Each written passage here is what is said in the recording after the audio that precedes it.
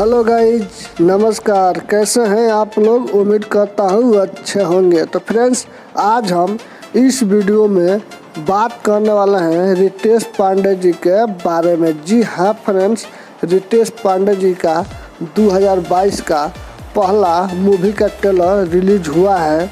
बहुत ज़बरदस्त पारिवारिक फिल्म बना है और इसका ट्रेलर आज रिलीज हो गया है world wide Bhojpuri YouTube channel पर। जी हाँ फ्रेंड्स, बहुत ज़बरदस्त मूवी ट्रेलर है जिस ट्रेलर का नाम है महावर। जी हाँ फ्रेंड्स, महावर बहुत पारिवारिक फिल्म है, पारिवारिक ट्रेलर है। तो अगर आप लोग नहीं देखे हैं तो world wide Bhojpuri YouTube channel पर जाइए और खूब ढेर सारा प्यार और आशीर्वाद रितेश पांडे जी को दीजिए और प्लीज़ मेरे चैनल को सब्सक्राइब कर लीजिए। हम आपके लिए ऐसा ही नए नए अपडेट लेकर आते रहूँगा। तब तक के लिए बाय बाय।